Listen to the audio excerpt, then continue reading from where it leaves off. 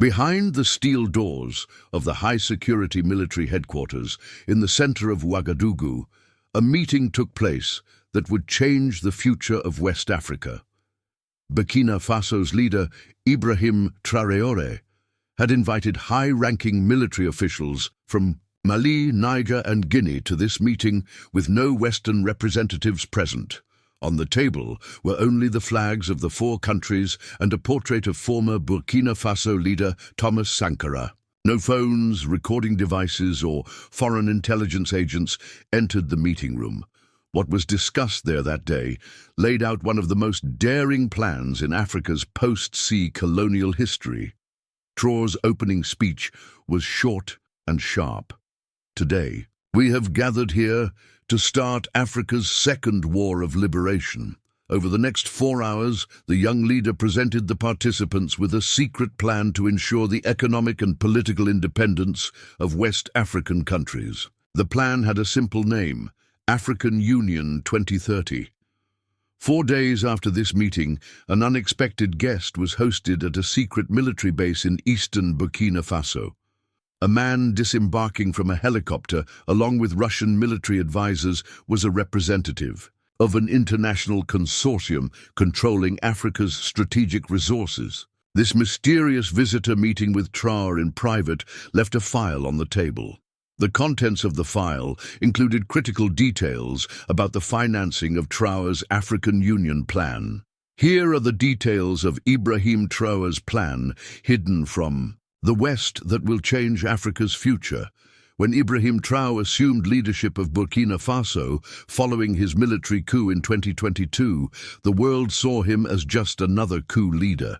No one suspected that he had a transformative vision unseen in Africa since Thomas Sankara.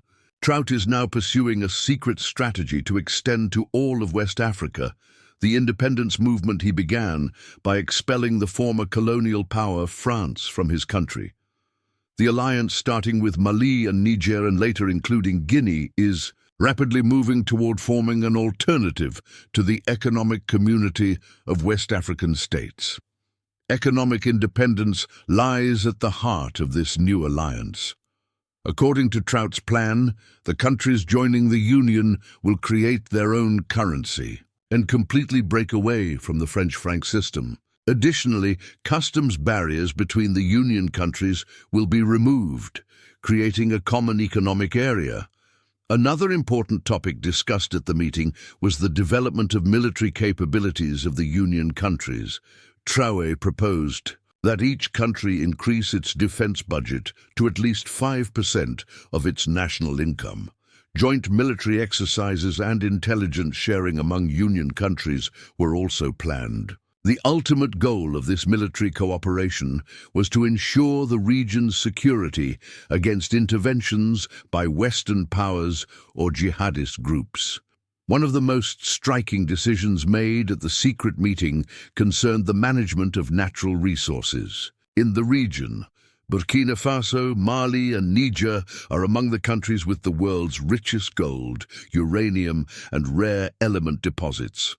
Until now, most of these resources were exploited by Western companies. Traoré's plan envisions the nationalization of all mines and the creation of a common resource pool among the Union countries. Russia's role was also discussed at the meeting. These countries, moving away from the West, will continue to develop close relations with Russia in security and military training. However, Traoré clearly stated at the meeting that they would not allow any foreign power, including Russia, to establish full dominance over African territories. No strategic partnership with any foreign power will mean giving up full control over our resources. Traoré clarified his position. Those words were explicitly written in one of the documents leaked from the meeting. Another decision made at the meeting was the systematic reduction of French cultural influence in the region. Although French would maintain its official language status, the use of local languages would be encouraged, and the education system would gradually transition to local languages. Additionally, the history curriculum would be changed to narrate the colonial period and independence struggles from an African perspective. One of the most notable proposals presented by Traoré was a plan to transition to a new currency to be used among the Union countries. This currency, called the African dinar, would be backed by gold reserves and independent of the international financial system. The plan envisions the gradual abandonment of all French-linked currencies and the adoption of the African dinar. A secret timeline was also created for this transition. It would be put into immediate use in intra-un trade, while its use as an international reserve would be fully implemented by 2027. One of the few people who have seen the design of the currency is a former executive of the West African Central Bank.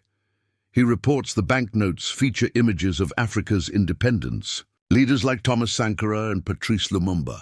The coins are adorned with symbols representing the continent's rich mineral resources. One of the most important features of the new currency is that it also has a digital version. The digital version of the African dinar, ported by blockchain technology, will enable fast and secure financial transactions between countries in the region.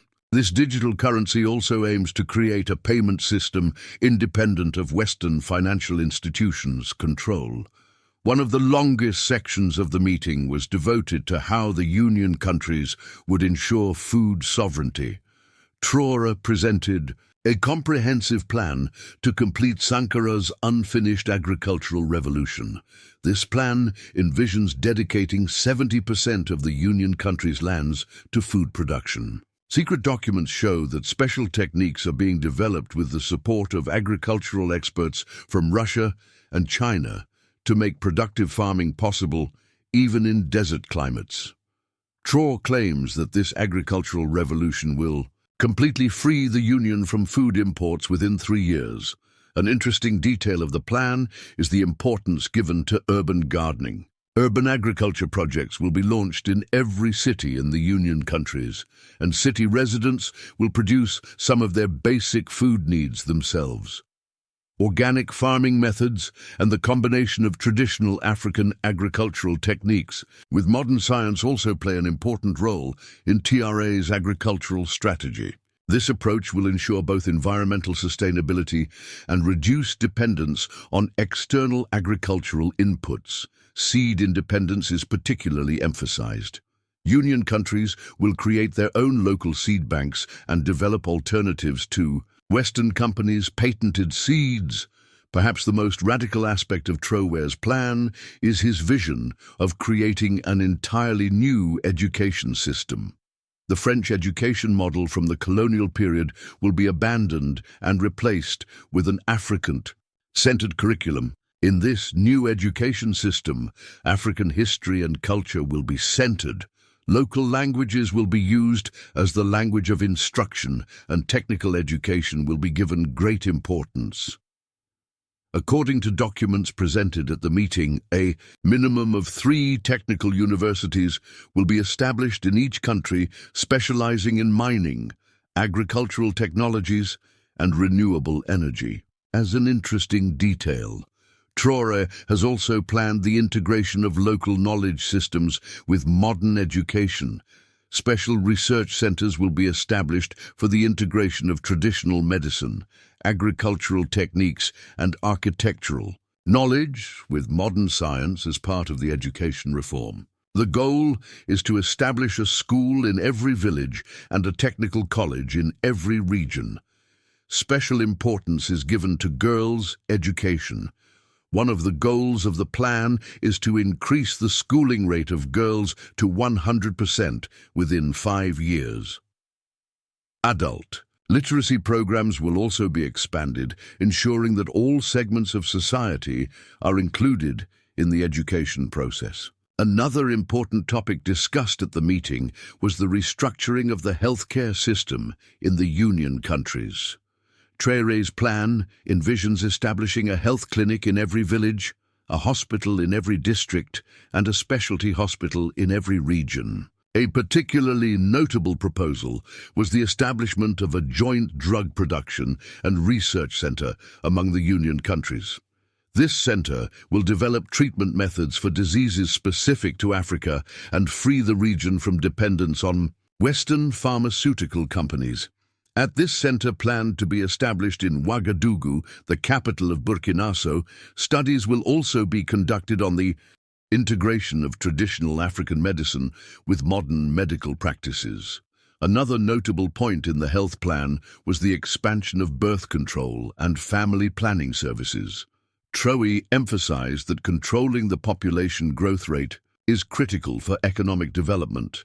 However, he specifically stated that this policy would not be a population control program imposed by Western countries, but would be implemented in a manner consistent with local cultural values. Another important project discussed in detail at the secret meeting was the establishment of a comprehensive transportation and infrastructure network among the Union countries. This plan includes railway lines, highways, and telecommunications infrastructure that will connect all major cities in the region. Particular importance is given to the railway network.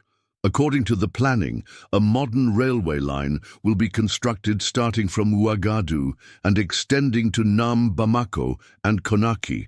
Part of the financing for this project will come from China. But Traoré emphasized that control of the project would remain entirely with African countries.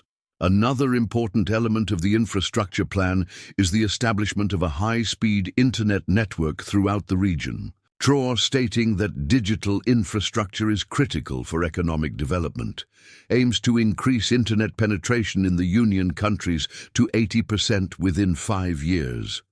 For this purpose, an Africa-based telecommunications company will be established, and a dedicated satellite will be launched for the region. Energy independence was one of the important topics discussed at the meeting.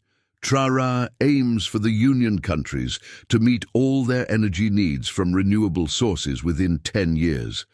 For this purpose, the vast solar energy potential of the Sahel region will be utilized. The plan envisions the establishment of at least 3 large solar energy plants in each country. Additionally, hydroelectric plants on the Niger River and wind energy farms are also planned. In addition to energy production, an integrated electricity grid will be created among the Union countries, allowing the energy produced to be shared efficiently. An interesting aspect of the energy plan is the proliferation of microgrids, where local communities can meet their own energy needs. Small-scale solar energy systems to be established in every village will bring electricity to rural areas. This will contribute to the development of education, health, and economic activities. According to information leaked from the meeting, Traoré has also developed a comprehensive strategy against possible reactions from the West. Alternative trade channels will be established with Russia, China, and Gulf countries against economic sanctions. A joint defense system will be established against intelligence activities. One of the most interesting details expressed at the meeting was the claim that the Union was secretly collaborating with some political figures and business people in Western countries. Although it is not clear from the documents who these people are, they are said to be lobbies supporting West Africa's economic independence from former colonial powers.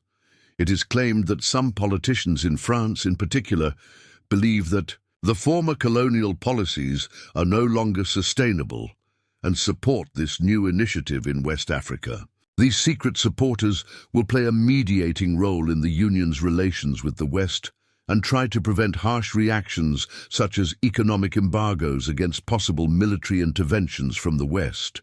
Traoré's strategy is based on an asymmetric defense concept, knowing that the chance of winning against Western powers in a conventional war is low. Traoré has proposed a defense doctrine based on popular resistance networks and guerrilla tactics. The development of cyber defense capability is also an important part of the plan. Cultural independence strategy was one of the topics discussed at the meeting.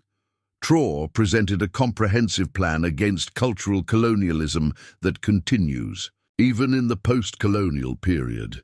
This plan includes the establishment of Africa-centered media organizations, film industry, and music production companies.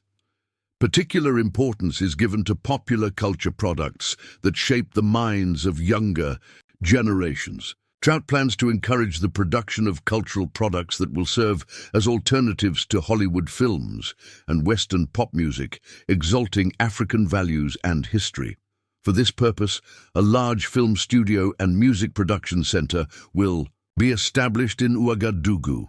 Another dimension of the cultural strategy is the revitalization of traditional African languages and literary traditions.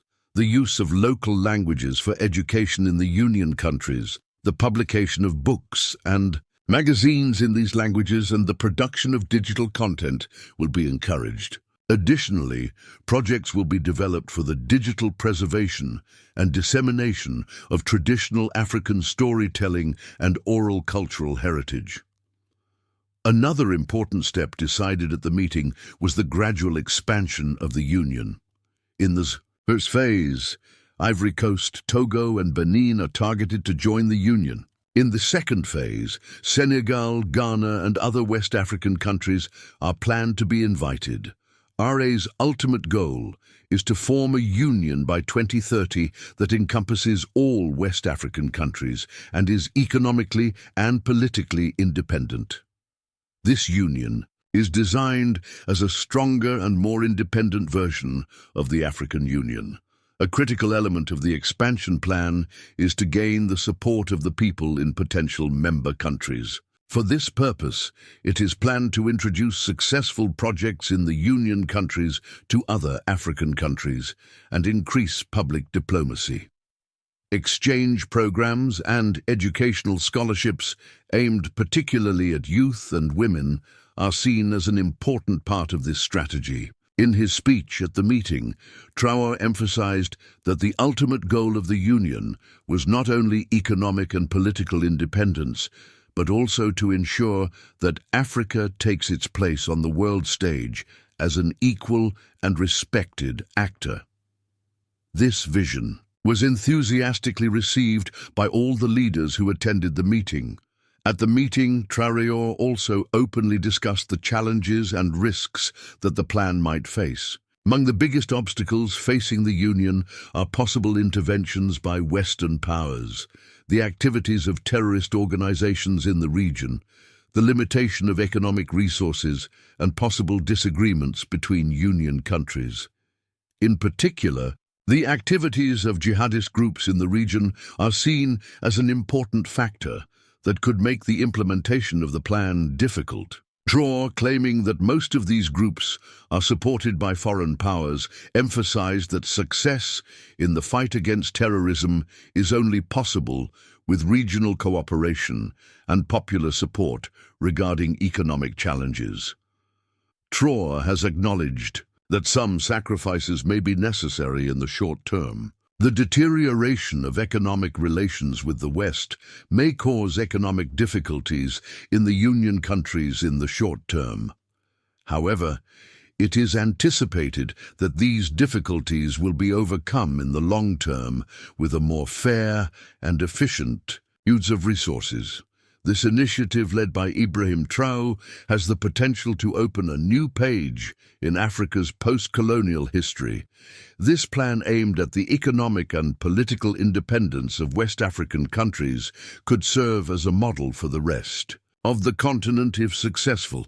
However, the success of the plan depends on many factors. The reaction of the West, the true intentions of new partners like Russia and China, internal conflicts between Union countries, and most importantly, the support of the people. Traoré and his allies have a challenging road ahead. It may take years to see the full impact of the decisions made at this secret meeting. But one thing is certain: a new era is beginning in West Africa, and the architect of this era is 37-year-old Burkina Faso leader Ibrahim Traoré. On the last day of the meeting, the leaders of the participating countries signed a joint declaration. This document contains the main outlines and basic principles of the plan. The last sentence of the declaration summarizes Traoré's vision.